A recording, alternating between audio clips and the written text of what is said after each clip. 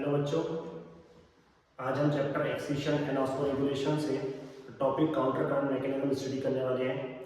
आपने देखा होगा कि हमारी जो किडनी है वो 3 स्टेप के अंदर यूरिन का फॉर्मेशन करती है। पहली स्टेप होती है अल्ट्रा फिल्ट्रेशन और दूसरी स्टेप होती है सिलेक्टिव रीअब्जॉर्प्शन, तीसरी होती है ट्यूबुलर सिक्रीशन। ठीक है, इसके बाद जो हमारा यूरिन बनता है वो काफ़ी डाइल्यूट होता है, तो उसको कॉन्सेंट्रेट करने के लिए हमारे पास एक मैकेनिज्म होता है किडनी के अंदर जिसे हम कहते हैं काउंटर करंट मैकेनिज्म। तो बेसिकली काउंटर करंट मैकेनिज्म का मकसद है कि हमारे यूरिन के अंदर से जितना हो सके मैक्सिमम वाटर को रीअब्जॉर्ब किया जा सके, वाटर का कंजर्वेशन किया जा सके। वाटर के कंजर्वेशन करने के लिए हमारे पास मैकेनिज्म होता है काउंटर करंट मैकेनिज्म। बेसिकली मकसद इसका है कॉन्सेंट्रेशन ऑफ यूरिन। तो आज हम वो देखने वाले हैं काउंटर करंट मैकेनिज्म कैसे होता है। ठीक है, तो बच्चों आज हमारी टॉपिक है counter current mechanism. Counter current mechanism, counter current mechanism.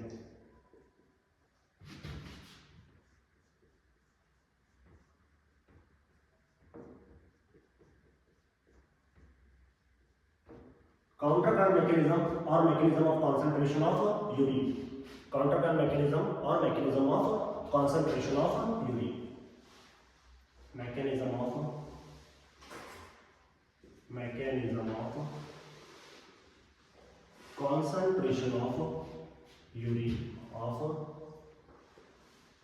concentration of urine कि ह्यूमन बॉडी के अंदर कितनी यूरिन को किस तरह से कॉन्सेंट्रेट करती है। ओके, अल्ट्रा फिल्ट्रेशन होने के बाद सिलेक्टिव रीअब्जॉर्प्शन होता है। सिलेक्टिव रीअब्जॉर्प्शन के बाद हमारा जो यूरिन रहता है, मतलब जिसे हम प्राइमरी यूरिन कहते हैं, वो बेसिकली पीसीटी से होते हुए U shape part of nephron के अंदर यानी कि लूप ऑफ हेनले के अंदर एंटर करता है। Loop of Henle is the U shape part of the nephron. U shape part of the nephron is the loop of Henley. ठीक है, तो ये बच्चों हमारा loop of Henley,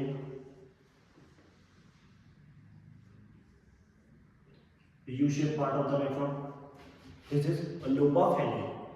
A loop of Henle has the two limbs. This is the descending limb of loop of Henle and this is the ascending limb of loop of Henle. This U-shaped part of the nephron is called as a loop of Henle. A loop of Henle. Loop of Henle.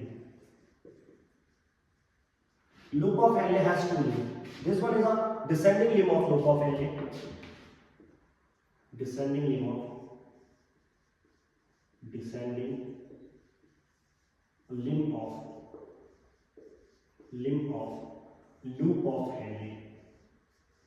Loop of Henle. And this is a ascending limb of loop of Henle. This is ascending limb of loop of Henle. Ascending limb of loop of Henle. Okay. बच्चों जब filtrate पास होता है descending limb of loop of Henley में, तो filtrate जाता है नीचे की साइड, है ना। फिल्ट्रेट यहाँ से moves down through the descending limb of loop of Henley, the filter is moving down and through the ascending limb of loop of Henley the filtrate is moving up. देखिए, counter का मतलब क्या होता है? Counter का मतलब होता है अपोजिट और करंट का मतलब होता है फ्लो।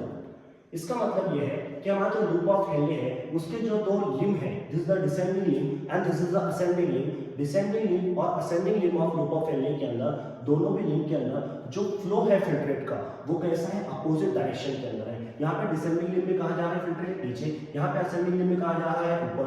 ठीक है, इसी को हम कहते हैं counter current. Counter means the opposite and current means the flow. अब हम डिसेंडिंग लिम्ब की बात करें ना, तो डिसेंडिंग लिम्ब जो है ये वाटर परमिएबल होती है, वाटर परमिएबल होती है और इम्परमिएबल होती है इलेक्ट्रोलाइट के लिए। इम्परमिएबल होती है इलेक्ट्रोलाइट के लिए, इम्परमिएबल टू इलेक्ट्रोलाइट्स। मतलब इससे वाटर बाहर निकल सकता है, वो इलेक्ट्रोलाइट बाहर नहीं निकल सकते। और हम ascending limb of loop of Henley की बात करेंगे। ascending limb of loop of Henle, तो ascending limb of loop of Henle is permeable to electrolytes. आराम से लिखिए, permeable to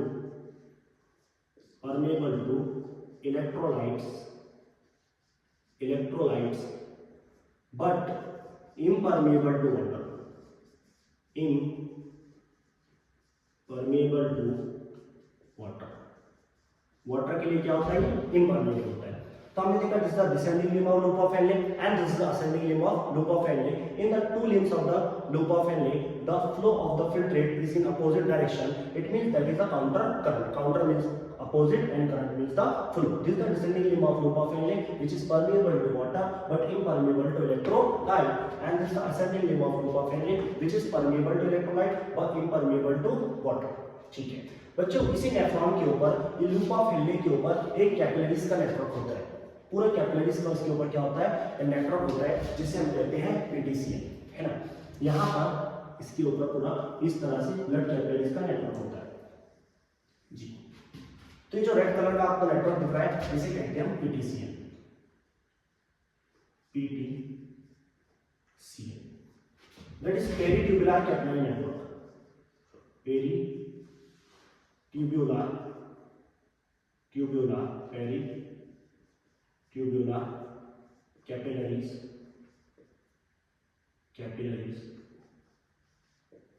network, peritubular capillaries network.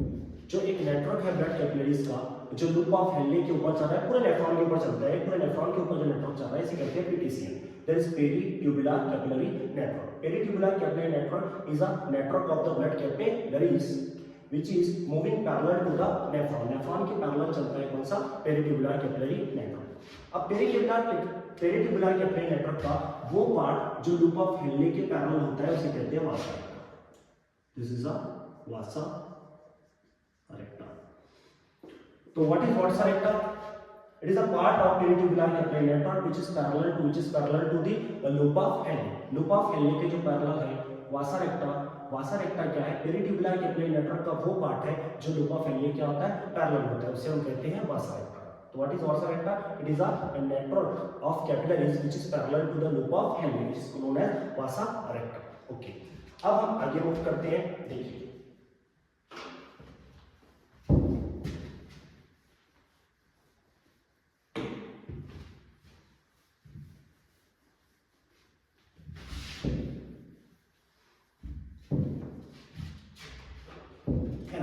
हम देख रहे हैं, this is the descending limb of loop of Henley, descending limb of loop of Henley, this is the ascending limb of loop of Henley. अब इसमें दो तरह के सेगमेंट होते हैं, ठीक है। This is the loop of Henley, descending limb of loop of Henley, this is the ascending limb of loop of Henley. descending limb of loop of Henle is permeable to water but impermeable to electrolyte. This is the ascending limb of loop of Henle which is permeable to electrolyte but impermeable to water. Okay, यहाँ तक clear है। इसके जो parallel चल रहा था वो क्या है, वासा रेक्टा। इसके जो पैरेलल चल रहा था ब्लड कैपिलरी का नेटवर्क, उसे क्या कहते हैं, vasa recta. This is the vasa recta. Okay, vasa recta के अंदर भी दो लिम्ब होते हैं। This is the descending limb of vasa recta, descending limb of vasa recta. This is ascending limb of vasa recta. This is ascending limb of vasa recta. This is the descending limb of vasa recta. तो ये दो limb है वासा recta के। वासा रेक्टा का जो descending limb है, इससे blood जाता नीचे और असेंडिंग लिम्ब से ब्लड जाता ऊपर। इसका मतलब यह है कि दोनों जो लिम्ब है वासा रेक्टा के, इसके अंदर जो ब्लड का फ्लो है वो भी अपोजिट डायरेक्शन के अंदर है। It means it is also a counter current. Counter means opposite, current means flow. तो हम देख रहे हैं कि जो दो लिम्ब है, दो लिम्ब है वासा रेक्टा के, इसके अंदर दो लिम्ब के अंदर यहाँ पर वाटर का जा रहा है, सॉरी यहाँ पे ब्लड का जा रहा है, नीचे जा रहा है, यहाँ ब्लड का जा रहा है, ऊपर जा रहा है। तो ये क्या है, काउंटर करंट। अब देखिए इसके बाद जो तीसरी चीज है, यहाँ पर ये है मेडुला के अंदर का टिश्यू। अगर मैं बताऊं तो ऊपर है कॉर्टेक्स, ऊपर है कॉर्टेक्स, नीचे है medulla. This is the cortex, this is cortex and this is medulla. तो मेडुला के अंदर का जो कनेक्टिव टिश्यू है, इसको बोलते हैं medullary interstitium. Medullary interstitium. What is medullary interstitium? It is a connective tissue of medulla. Medulla का जो कनेक्टिव टिश्यू है, इसको बोला मेडुलरी इंटरस्टिशियम। ओके, तो this is a cortex, this is cortex and नीचे वाला जो पार्ट है बच्चों, ये क्या है, मेडुला। कॉर्टेक्स का मेडुला। जैसे जैसे हम कॉर्टेक्स से मेडुला के अंदर जाते हैं, तो मेडुलरी इंटरस्टिशियम की ऑस्मोलैरिटी बढ़ती जाती है। ऑस्मोलैरिटी का मतलब हम बोल सकते हैं ऑस्मोटिक प्रेशर। और ऑस्मोटिक प्रेशर काय की वजह से होता है? सॉल्यूट की वजह से।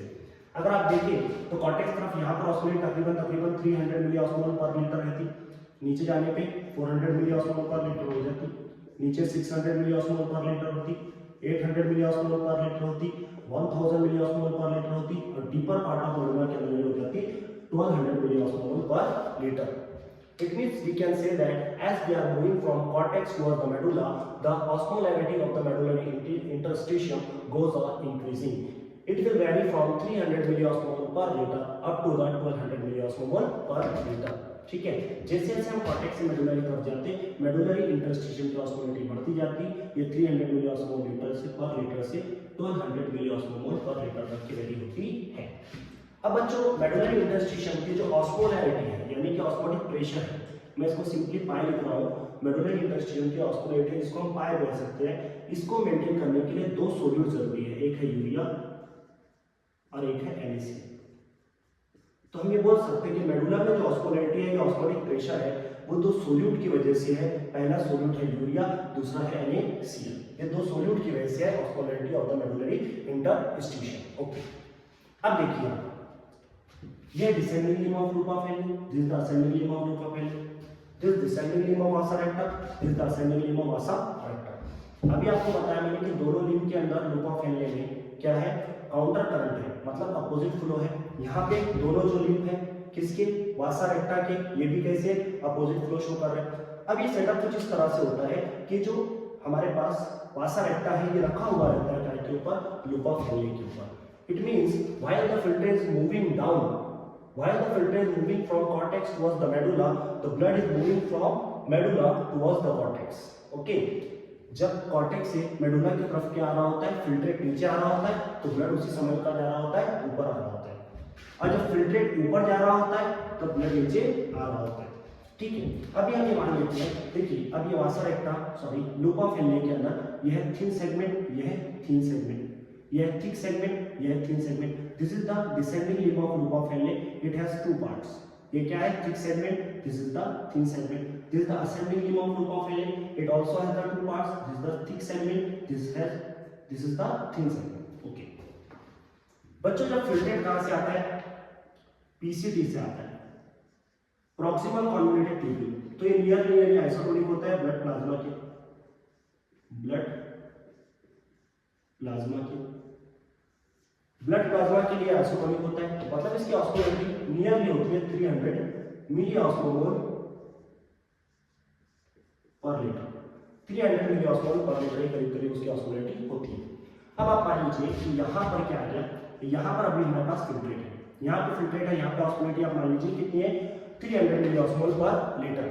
ठीक है, और बाहर कॉर्टेक्स के अंदर ऑस्मोलैरिटी कितनी है? 300 मिली ऑस्मोल पर लीटर। मतलब ये दोनों सॉल्यूशन जो है ये आइसोटोनिक सॉल्यूशन है। मगर जैसे फिल्ट्रेट नीचे जाएगा तो फिल्ट्रेट की इस पॉइंट के ऊपर ऑस्मोलैरिटी हो जाएगी 300 और बाहर की ऑस्मोलैरिटी है 400। अब ऑस्मोलैरिटी अंदर बढ़ानी पड़ेगी। अंदर ऑस्मोलैरिटी बढ़ाने के हमारे पास दो तरीके हैं, या तो हम NaCl को अंदर ले या तो वाटर को रिलीज करें। अब हमारे साथ प्रॉब्लम ये है कि descending limb of loop of Henle जो है, जो descending limb of loop of Henle है, it is impermeable to electrolyte but it is permeable to water. मतलब ये NaCl को अंदर तो नहीं ले सकती, मगर वाटर क्या कर सकती है? रिलीज कर सकती है। तो ये क्या करेंगे? Descending limb of loop of Henley water को रिलीज करेंगे। तो वाटर रिलीज करने के लिए यहाँ पे क्या चाहिए? अपने को मोटिवेशन चाहिए। वाटर रिलीज करने के लिए जो मोटिवेशन है वो कौन सा है? मोटिवेशन का नाम है ऑस्मोलैरिटी, है ना। बाहर की ऑस्मोलैरिटी ज्यादा थी। बाहर की ऑस्मोलैरिटी क्यों ज्यादा थी? Due to presence of solute like the urea and the NaCl। ये दोनों जो सोल्यूट है इनकी वजह से ऑस्मोलैरिटी बाहर के एरिया में क्या थी? ज्यादा थी। फिर फिल्ट्रेट नीचे आएगा, फिल्ट्रेट की ऑस्मोलैरिटी 400 हो जाएगी, मगर बाहर जो मेडुलरी इंटरस्टिशियम उसकी ऑस्मोलैरिटी कितनी है? 600 है। ठीक है, तो फिर से उसको इक्विलिब्रियम पे आना पड़ेगा। इक्विलिब्रियम पे आने के लिए फिर से उसको वाटर लॉस करना पड़ेगा। ऐसे फिल्ट्रेट जब और नीचे जाएगा तो 600 मिली ऑस्मोल का फिल्ट्रेट रहेगा, और बाहर की ऑस्मोलैरिटी कितनी रहेगी? 800। फिर से वाटर लॉस करना पड़ेगा। ऐसा करते करते करते करते हमारा फिल्ट्रेट कहाँ पहुंचेगा? नीचे पहुंचेगा, डीपर पार्ट ऑफ मेडुला में। तो हम एक बात बोल सकते हैं कि while the filtrate is moving down through the descending limb of loop of Henle, it continuously loses the water into the medullary interstitium to maintain the osmolarity as that of the medullary interstitium. Medullary interstitium जैसी osmolarity maintain करने के लिए continuously जो filtrate है वो water क्या कर रहा है, रिलीज कर रहा है कहाँ पे, मेडुलरी इंटरस्टिशियम के अंदर। ठीक है, अब यहाँ पर फिल्ट्रेट आए तक कि यहाँ पे ऑस्मोलैरिटी हो जाती है उसकी 1200 मिलीऑस्मोल पर लीटर। 1200 मिलीऑस्मोल पर लीटर ऑस्मोलैरिटी हो गई। अब जब फिल्ट्रेट ऊपर जाएगा तो मेडुलरी इंटरस्टिशियम की ऑस्मोलैरिटी कंटिन्यूअसली डिक्रीज होगी। 1200 मिलीऑस्मोल पर लीटर, 1000 मिलीऑस्मोल पर लीटर, 800 मिलीऑस्मोल पर लीटर, 600 मिलीऑस्मोल पर लीटर, 400 मिलीऑस्मोल पर लीटर एंड 300 मिलीऑस्मोल पर litre. As the filtrate is moving from medulla towards the cortex through the ascending limb of loop of Henle। ठीक है, तो अब जो फिल्ट्रेट है, फिल्ट्रेट को क्या करना है, अपनी ऑस्मोलैरिटी कम करनी है, क्योंकि अगर यहाँ पे इस पॉइंट पे फिल्ट्रेट आया, फिल्ट्रेट की ऑस्मोलैरिटी अप्रोक्सीमेटली कितनी, 1200 मिलीऑस्मोल पर लीटर, और बाहर की ऑस्मोलैरिटी कितनी है, 1000 मिलीऑस्मोल पर लीटर। तो फिल्ट्रेट को अपनी ऑस्मोलैरिटी क्या करना पड़ेगी, कम करना पड़ेगी। तो कम करने के हमारे कितने तरीके हैं, दो, या तो वाटर को एब्जॉर्ब किया जाए या तो NaCl को रिलीज किया जाए। वाटर को एब्जॉर्ब किया जाए या तो NaCl को रिलीज किया जाए। मगर ये क्या है बच्चों, ये है ascending limb of loop of Henley. Ascending limb of loop of Henle जो रहता है, ascending limb of loop of Henley, ये वाटर के लिए इम्परमिएबल होता है, और ये परमिएबल होता है गाय के लिए इलेक्ट्रोलाइट्स के लिए, it is permeable to electrolytes only. ठीक है, तो जैसे जैसे फिल्ट्रेट ऊपर जाएगा, अब ये वाटर तो अंदर नहीं ले सकता, वाटर एब्जॉर्ब किया जाए या तो NaCl को रिलीज किया जाए, तो इसके पास बेस्ट ऑप्शन रहता है, क्या रिलीज करता है, NaCl। क्या रिलीज करता है, NaCl। फिल्ट्रेट जैसे जैसे ऊपर जाएगा through the ascending limb of loop of Henley, तो ये कंटीन्यूअसली क्या रिलीज करती जाता है, NaCl, कंटीन्यूअसली NaCl रिलीज करता है। अब बोलिए NaCl क्यों रिलीज कर रहा है, क्योंकि इसको कंटीन्यूअसली अपनी ऑस्मोलैरिटी कम करनी है। ऑस्मोलैरिटी कम करने के दो तरीके, या तो वाटर को एब्जॉर्ब किया जाए या तो NaCl को रिलीज किया जाए। मगर ascending limb of loop of Henle जो है, ascending limb of loop of Henle is permeable only to the electrolyte and it is impermeable to the water. Water के लिए वो इम्परमिएबल रहता है। तो हमारी बात समझ में आती है, the filtrate passing through the descending limb of loop of Henle, it continuously releases the water into the medullary interstitium. As a result of that, the filtrate become the hypertonic. Filtrate become hypertonic as compared to the blood plasma while passing through the descending limb of loop of Henle. As the filtrate is passing through the ascending limb of loop of Henle, it continuously releases the NaCl into the medullary interstitium to maintain the similar osmolarity as that of the medullary interstitium. As a result of that, while the filtrate is passing through the ascending limb of loop of Henle, it becomes hypotonic or isotonic. I'm sorry. In DCT, it becomes the hypertonic, but in ascending limb of loop of Henle, finally it becomes the isotonic to the blood plasma, 300 milliosmol per liter. And as the filtrate is passing through the DCT, it becomes the hypotonic. In DCT, the filtrate become hypotonic 200 milliosmol per liter. Okay. तो अभी तक क्या हमारे समझ में आ गया, जैसे जैसे पानी फिल्ट्रेट नीचे जा रहा है, descending limb of loop of Henley से ये वाटर रिलीज कर रहा है, और ascending limb of loop of Henley से जा रहा है तो NaCl रिलीज कर रहा है। मैंने आपको रीजन बता दिया, यहाँ पे मेडुलरी इंटरस्टिशियम के अकॉर्डिंग ऑस्मोलैरिटी को बढ़ाना है, और यहाँ पे मेडुलरी इंटरस्टिशियम के अकॉर्डिंग ऑस्मोलैरिटी को क्या करना है, कम करना है। ठीक है, अब आप देखिए एक्चुअली जो फिल्ट्रेट के अंदर का वाटर है, फिल्ट्रेट के अंदर का जो वाटर है उसको हम मूव करवाएंगे पहले कहाँ पे, मेडुलरी इंटरस्टिशियम में, और वहां से जाएगा ब्लड में। कहाँ पे जाएगा, ब्लड, है ना। यूरिन को कॉन्सेंट्रेट करना मतलब जो फिल्ट्रेट के अंदर का वाटर है उसको ब्लड के अंदर मूव करना। ठीक है, तो अभी हमने देखा कि जो फिल्ट्रेट के अंदर का वाटर था वो ऑलरेडी मेडुलरी इंटरस्टिशियम के अंदर पहुंच चुका है। अब हम क्या करेंगे, अब आप देखिए ये सेटअप को उठा के इसके ऊपर रख के देखिए कि जब हमारा फिल्ट्रेट का जा रहा है, ऊपर जा रहा है, फिल्ट्रेट ऊपर जा रहा है तो ब्लड नीचे जा रहा है। ब्लड की ऑस्मोलैरिटी थी 300 मिलीऑस्मोल पर लीटर, 300 मिलीऑस्मोल पर लीटर। ठीक है, अब ब्लड जैसे से नीचे आएगा तो ब्लड को अपनी ऑस्मोलैरिटी बढ़ानी पड़ेगी, अब ब्लड को ऑस्मोलैरिटी बढ़ाने के लिए दो तरीके हैं, या तो NaCl को एब्जॉर्ब किया जाए या वाटर को रिलीज किया जाए।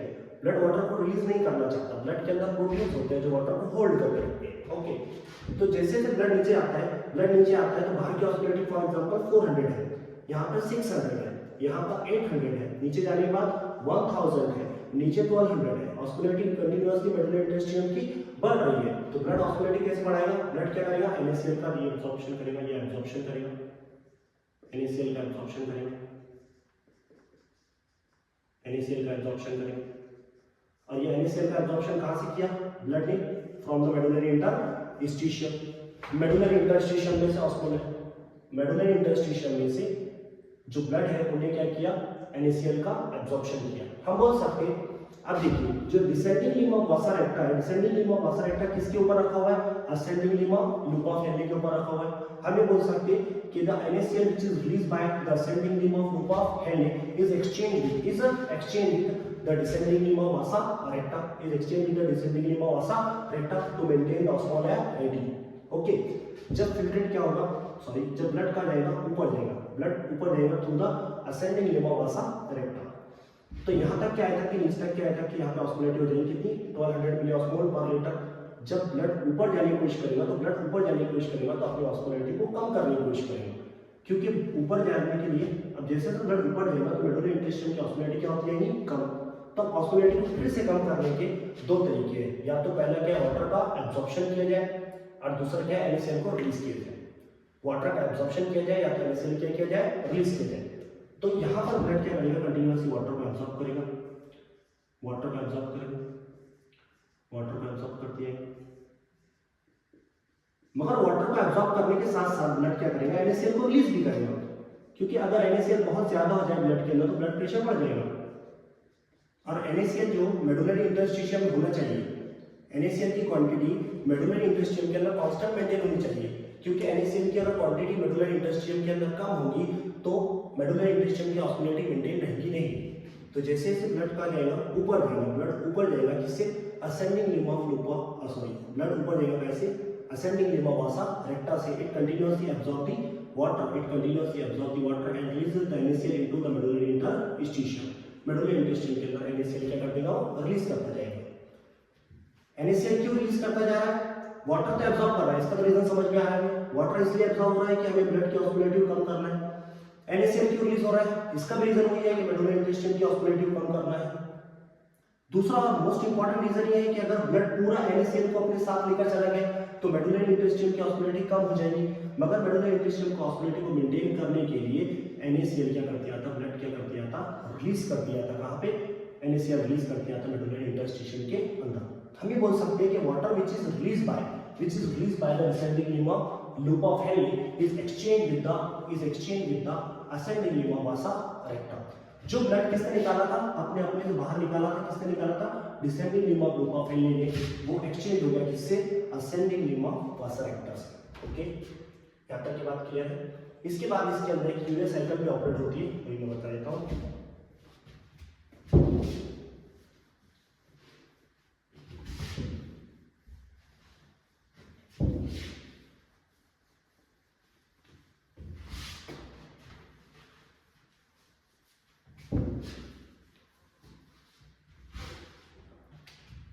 तक क्या हमने देखा कि जो फिल्ट्रेट के अंदर का वाटर था, फिल्ट्रेट में का water descending limb of loop of Henle से गया मेडुलरी इंटरस्टिशियम में, और मेडुलरी इंटरस्टिशियम से होते हुए वो असेंडिंग लिम्ब ऑफ वासा रेक्टा में एब्जॉर्ब हो गया। मतलब जो फिल्ट्रेट के अंदर का वाटर था वो ब्लड में चला गया, ठीक है। इसकी वजह से यूरिन क्या हो जाएगी, कॉन्सेंट्रेट हो जाएगी, ठीक है। अब यहाँ पे देखिए, यहाँ पे हमारे पास कितना नेफ्रॉन, ये हमारे पास एक सिंगल नेफ्रॉन, ठीक है, ये सिंगल नेफ्रॉन। तो चलिए लूप ऑफ Henle के दो पार्ट होते हैं, है ना। चलो ये सिंपल इस तरह ड्रॉ कर दे रहा हूं। तो ये लूप ऑफ Henle में थिक सेगमेंट होता है और ये होता है थिन सेगमेंट, और ये है कनेक्टिंग डक्ट या कनेक्टिंग ट्यूब, ठीक है। जब आप देखिए फिल्ट्रेट पीसीटी से गया लूप ऑफ Henle में, लूप ऑफ Henle के डिसेंडिंग लिम्ब में, यहाँ से गया असेंडिंग लिम्ब में, यहाँ से गया डीसीटी में, और डीसीटी से कहाँ गया सीटी में। जब सीटी में फिल्ट्रेट जाता है तो सीटी क्या करती है, कुछ अमाउंट में यूरिया रिलीज करती है मेडुलरी इंटरस्टिशियम। अभी मेडुलरी इंटरस्टिशियम के अंदर यूरिया रिलीज करने का जो मकसद है, जो टारगेट है, वो ये है कि मेडुलरी इंटरस्टिशियम की ऑस्मोलेरिटी हाई मेंटेन रहे, यानी कि सीटी जो है वो यूरिया रिलीज करती है मेडुलरी इंटरस्टिशियम में, ताकि मेडुलरी इंटरस्टिशियम की ऑस्मोलेरिटी हाई मेंटेन रहे। मैंने आपको पहले बताया कि मेडुलरी इंटरस्टिशियम की जो ऑस्मोलेरिटी है वो दो चीजों की वजह से, NaCl और यूरिया की वजह से, NaCl और यूरिया की वजह से। और ये यूरिया कुछ क्वांटिटी जो है thin segment of ascending limb of loop of Henle में एब्जॉर्ब भी होती है, कुछ quantity, small quantity ascending limb of loop of hell लेके थिन सेगमेंट में एब्जॉर्ब हो जाती है, मगर कुछ क्वांटिटी ट्रैप हो जाती है कहाँ पे, इस एरिया में, जिसको हम बोले डबल इंटरस्टिशियम। आगे जाके क्या करता है, यही यूरिया ऑस्मोलैरिटी को हाई मेंटेन करता है। तो इस तरह से हमारा टॉपिक था बच्चों काउंटर कार्ड मैकेनिज्म, जिससे हमारी यूरिन क्या कर देते हैं, कॉन्सेंट्रेट कर देते हैं। Thank you.